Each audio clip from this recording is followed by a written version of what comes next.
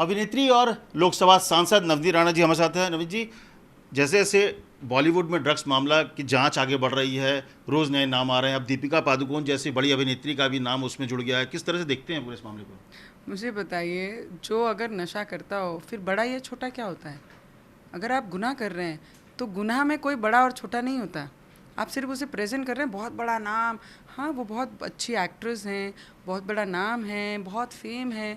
अगर वो गलतियां करती हैं तो संविधान यही सिखाता है, बड़ा हो या छोटा हो, कार्रवाई एक ही जैसी होनी चाहिए।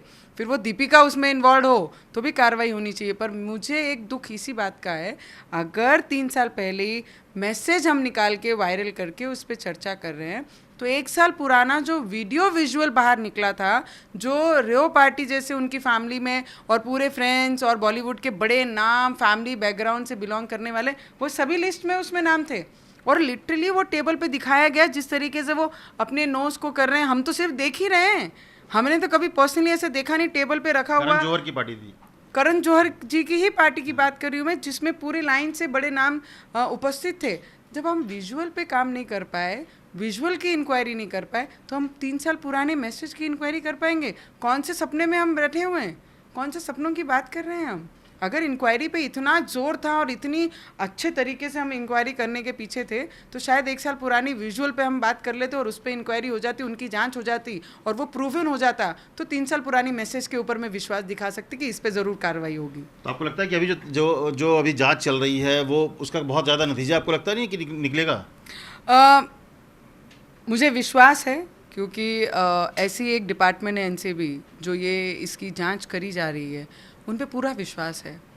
पर विश्वास के साथ एक दुख भी है, क्योंकि आज ही सब चीज़ें क्यों, और 3 साल पुरानी बात आज कैसे, और 1 साल पुरानी विजुअली जब हम आंखों से देख रहे हैं, वो नशा किए हुए हैं, नशे में धुंध हैं, टेबल पे आई थिंक ड्रग पड़ा हुआ है, कई बड़े बड़े स्टार थे उसमें। बड़े बड़े स्टार थे उसमें, मलाइका अरोरा भी थी उसमें, शाहिद कपूर थे, आई सेड डेविड था, और बहुत सारे बड़े नाम उसमें और भी थे।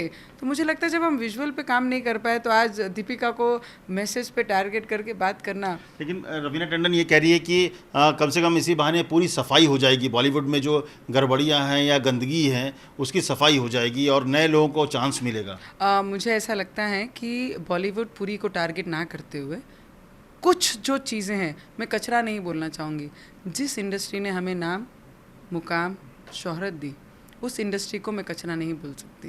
क्योंकि सरस्वती के नाम के आगे हम पूजा करते हैं, तो वैसे ही हमारी संस्कृति भी रही है, जिससे हमको सब चीज़ मिला है, उसको हम कचरा का नाम कभी नहीं दे सकते। तो मैं ये ज़रूर बोलूँगी कि जितने भी पर्सन ड्रग एडिक्ट ये इंडस्ट्री में हैं, और जितने बड़े नाम सिर्फ इंडस्ट्री में नहीं, साउथ में भी हैं।